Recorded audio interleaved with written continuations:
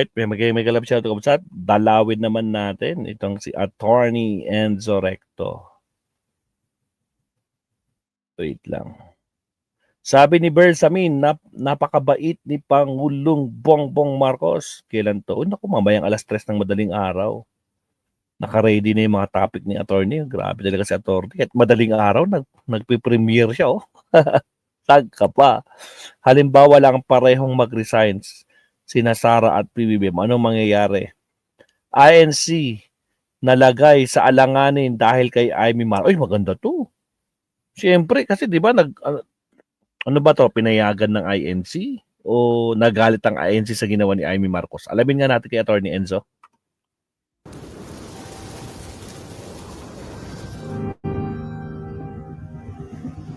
Alright, here we go. Attorney, pasok.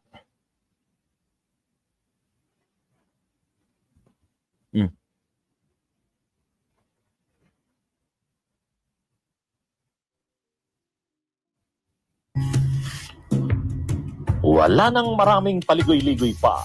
Diretso sa punto na. Maiksi lang ang komentaryo, pero diretso sa punto.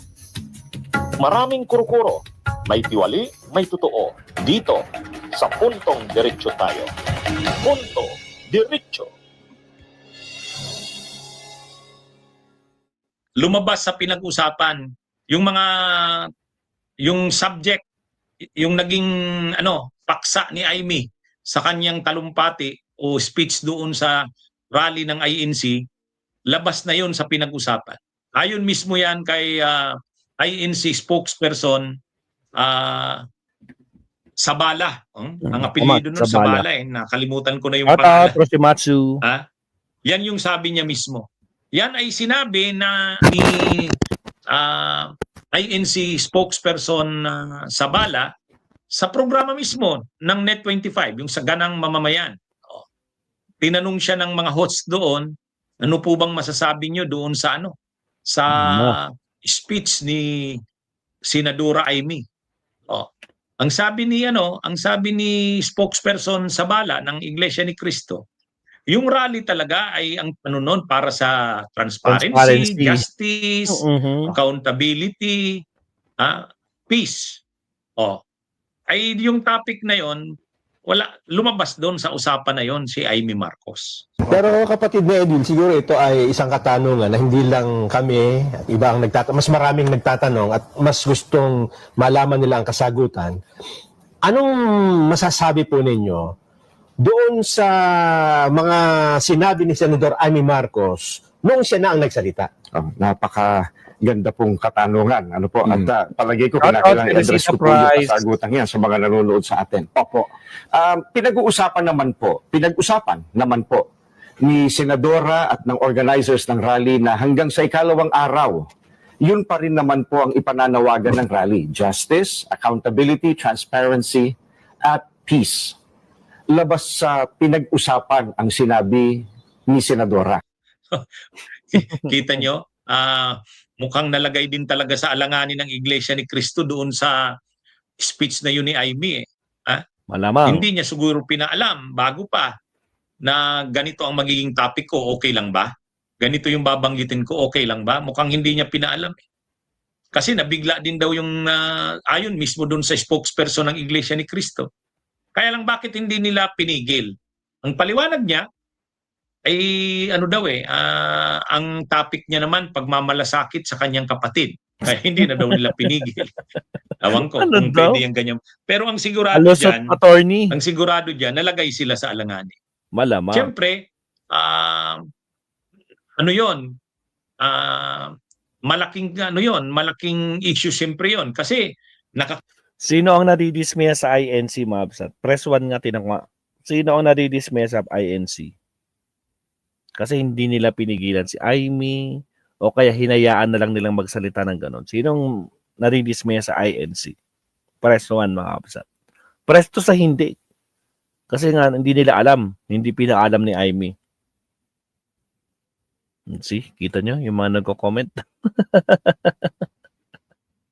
Tako po. Di ba?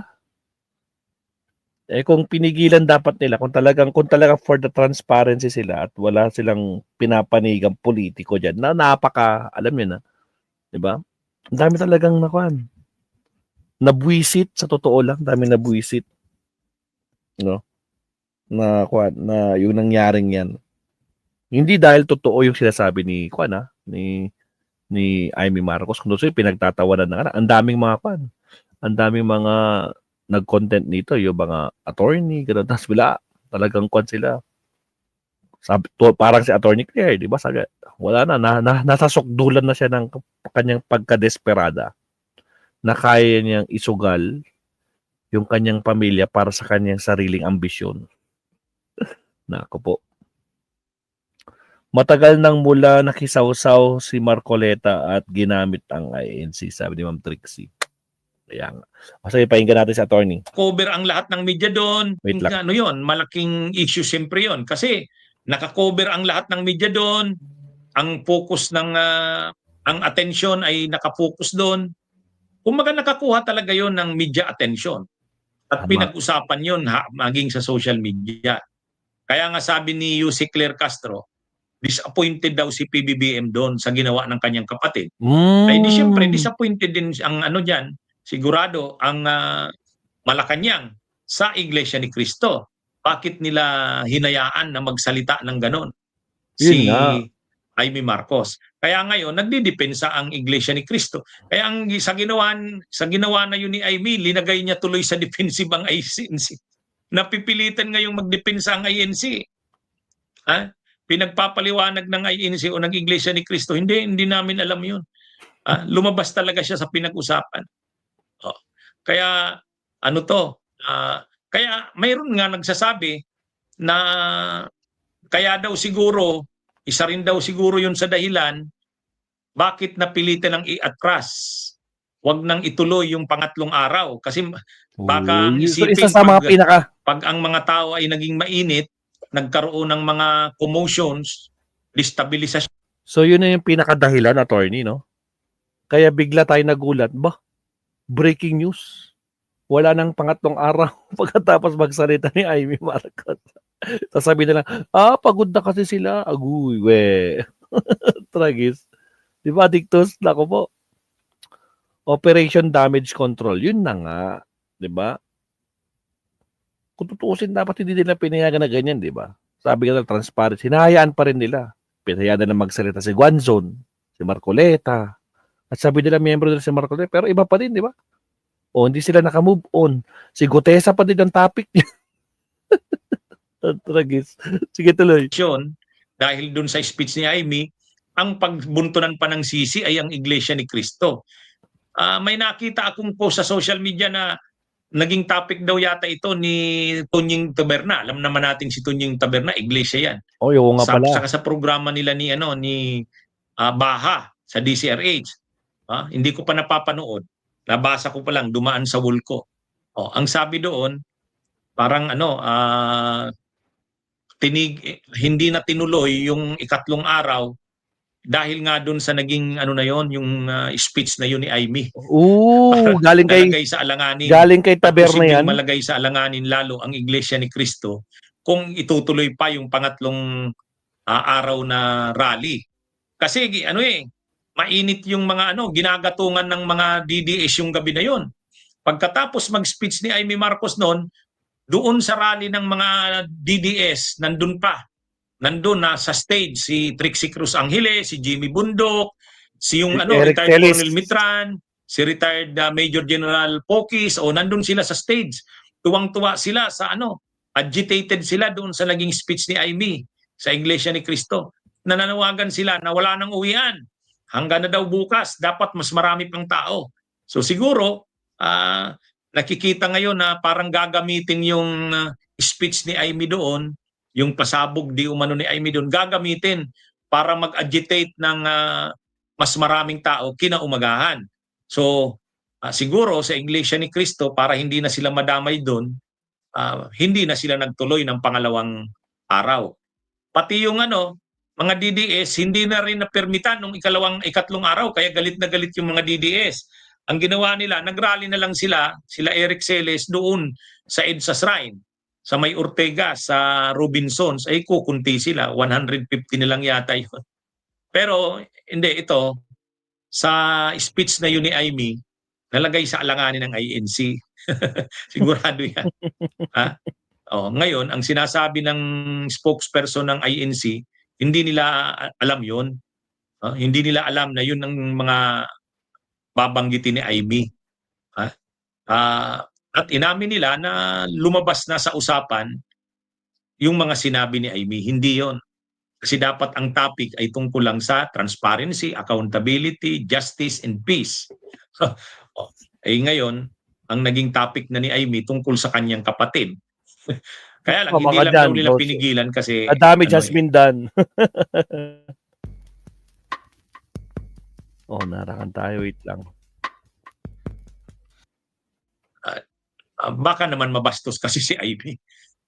Ngayon, mga kabunyog, mga kababayan, nagpapaliwanag na yun. Naglabas ng statement, official. Tanado yan. Sinabi ng tagapagsalita ng INC na hindi talaga sila sasama sa mga destabilisasyon. Mulat sa simula pa, hindi sila sasama sa destabilisasyon. Ano man daw na mga activities na kontra sa konstitusyon, hindi sila sasama. Kaya siguro nung makita nila, siguro lang nung makita nila na yung speech ni Amy ay pwedeng mag-create ng mga destabilisasyon, pwede itong gamitin ng mga gustong maghasik ng ng kaguluhan, ay baka maging pa sila dito, parang naging kasangkapan pa yung rally ng Iglesia ni Cristo. Kaya yung ikatlong araw, hindi na tinuloy. Di umano, ayon yan sa mga observers. Ewan natin. Talaga. Pero sa totoo lang, wala rin naman wala rin namang naging epekto eh. Tama.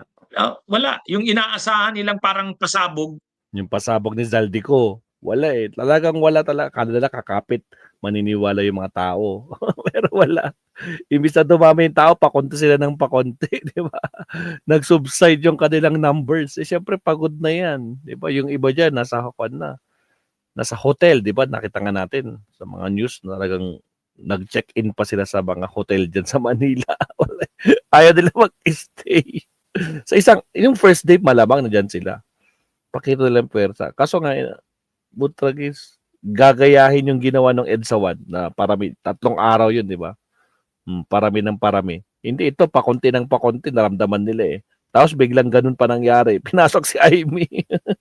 Naka po. Sablay. Aray ko po. Guys, shoutout sa mga naiwan dyan, sa mga di pa nag-like dyan, like and subscribe po tayo.